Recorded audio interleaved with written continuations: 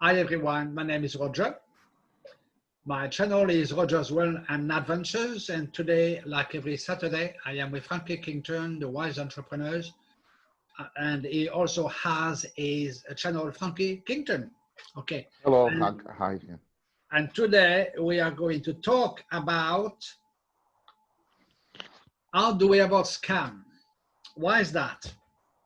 Because, in my opinion, we seem to live in a world where everyone is trying to get one over all the time. It's present all the time. Okay, so I'm going to give you an example of when I changed company. Not going to name any company. Okay, I changed company from one mobile company to another. Okay, and for a slightly lower price, I got something else with the mobile. However, it was two different contracts. But at the time, the person who was doing the sale with me was so eager to get it sorted as soon as possible. Just said, sign there, there, and there, and there, which I did. But I could have taken the responsibility to say, no, let me read the contract first. It's only when I got home that I realized there was two contracts, one for the SIM card and one for the tablet, which I didn't really need. Okay. Saying that, the two together was still a bit cheaper than from the previous company.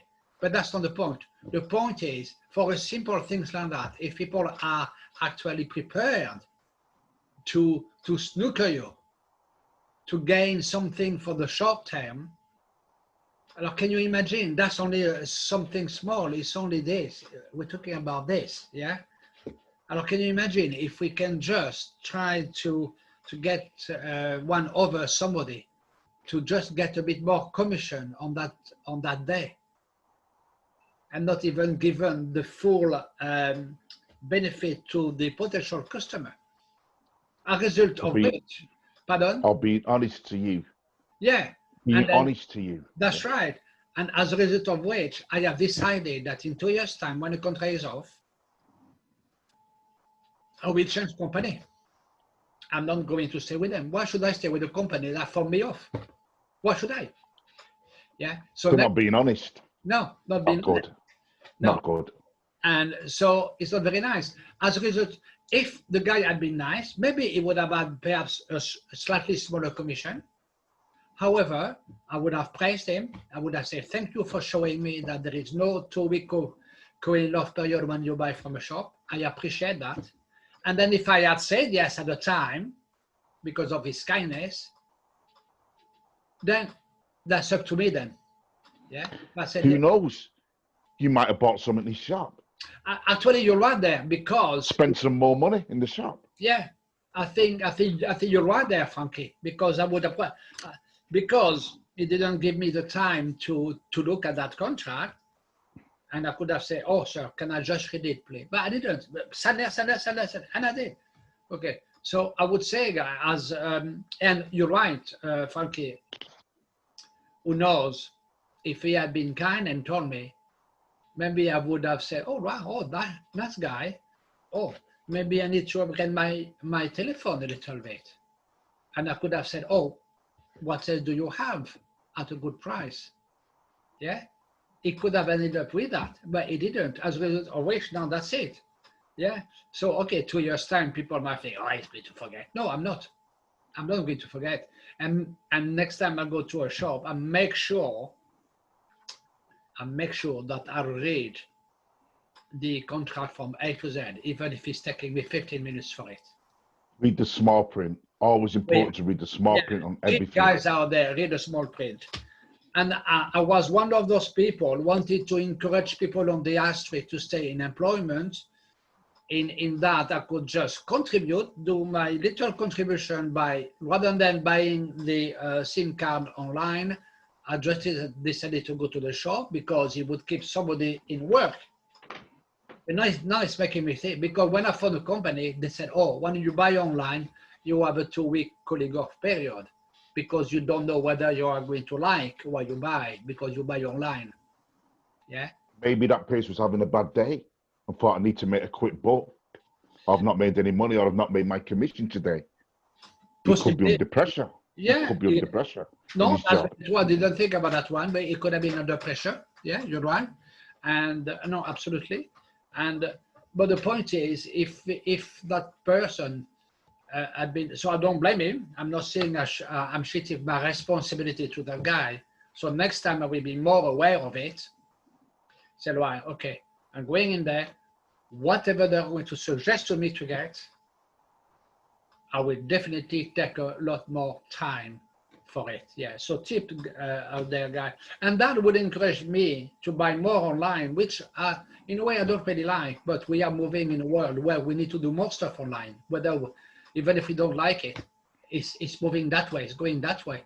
So, but anyway, so they lost my trust. So I've escalated the dispute to the ombudsman, and I'll see whether they are going to agree with me or not. If they are, great, and then hopefully that's going to protect other people. Yeah, because if they can do that for something not too expensive overall, they could do it for something a lot more expensive. Let's say somebody signed something like £70, and they can get out of it because they don't have a cooling off period. Somebody a bit vulnerable or stuff like that. No, it's not right. Yeah, so you're correct. Yeah, so see what happened with that. So please, guy out.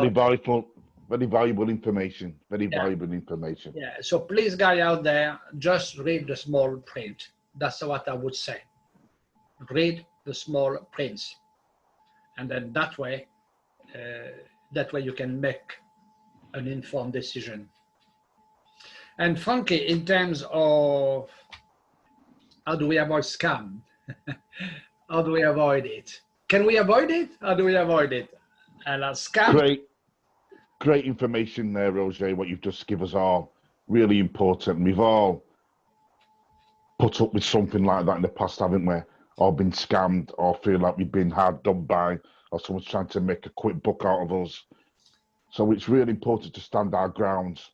I honestly believe in what they used to say in the past. Whether they still say it, I don't know. But they always used to say it as a consumer or a customer or Joe Public on the street.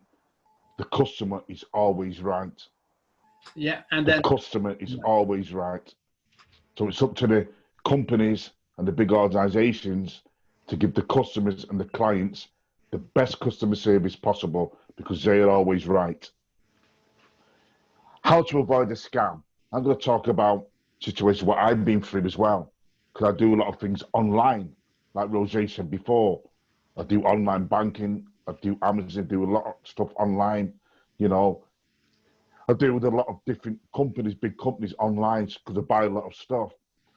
But be very, very wary of scams. And I point out a few points about scams online, especially to do with banking or internet banking. Oh, yes. Because if a bank is asking you for details of your account online in an email, never put your details online in an email, online on in your account or your email account, because 99% out of 100, it will be a scam. Oh, yeah, definitely. And they've got your details because they want to take money out of your account. Oh, yes. It's not happened to me, but I've been aware of it. There's a site called Phishing. That's Phishing. I think it's called phishing@yahoo.com. And they look out for people who've been scammed online through these bank accounts, trying to take people's details, realizing it's not that bank account, and it's scammers or it's criminals online trying to take money out of people. Oh, yes. I mean, please be aware of that. Yeah, and then, okay. like for example, they send you an invoice, like a full invoice, and that happened to my mom and dad a few months ago. My dad told me, it's happening in every country, and this one is in France. It was an invoice about, I think it was an energy company. Then again, I won't mention which company it is, I can't remember anyway, so that's not the point. But they did receive an invoice, right? And it looked so professional and from the company itself.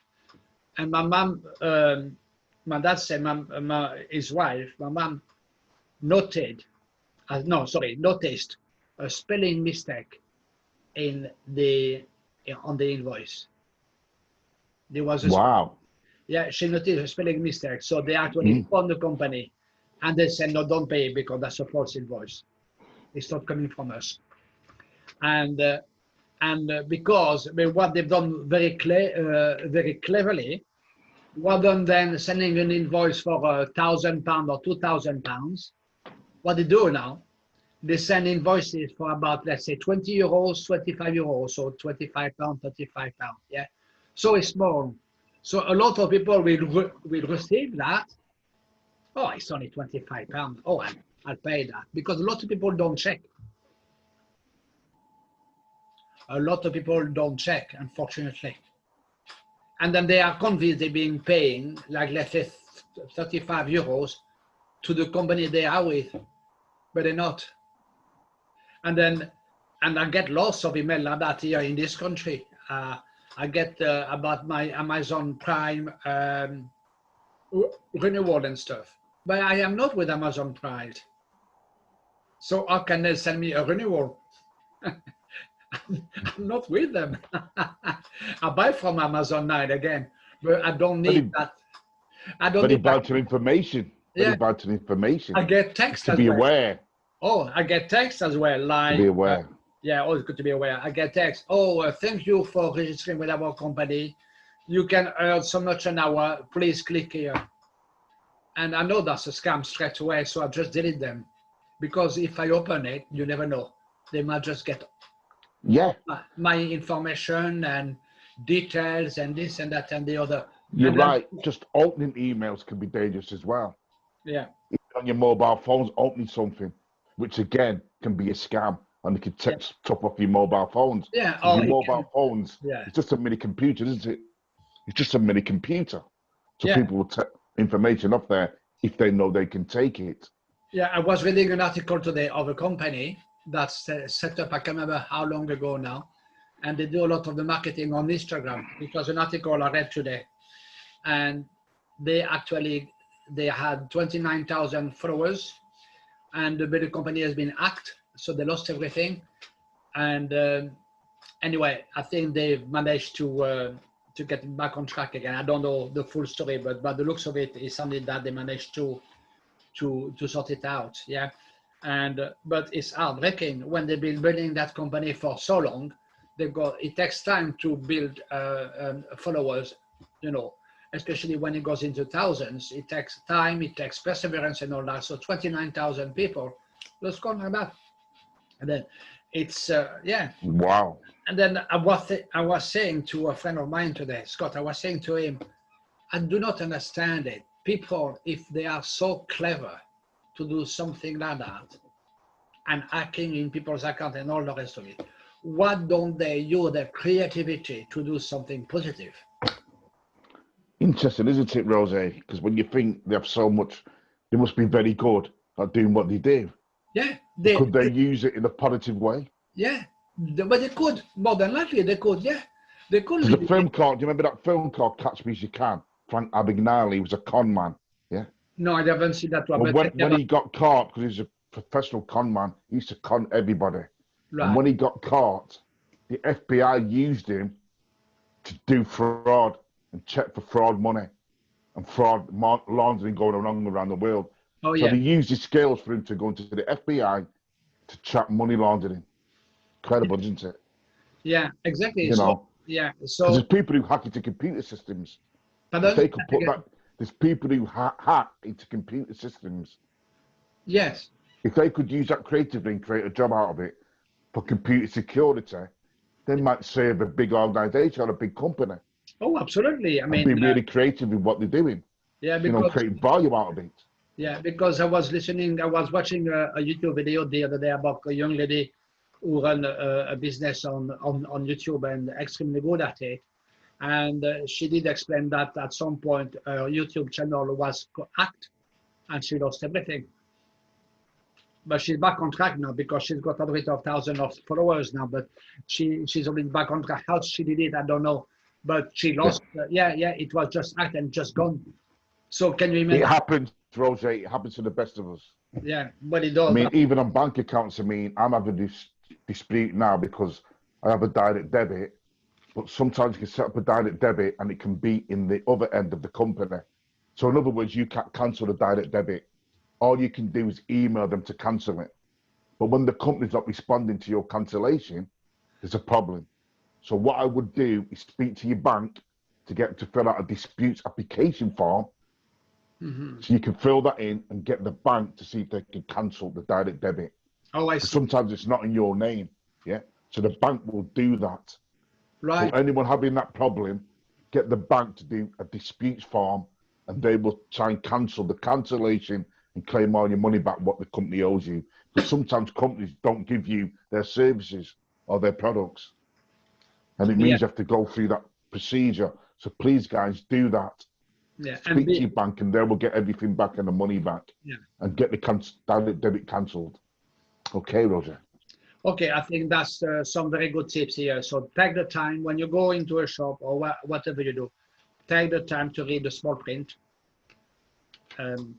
And also, unfortunately, people who are selling you stuff or whatever they want to sell you, they don't always have your interest at heart, and they should do.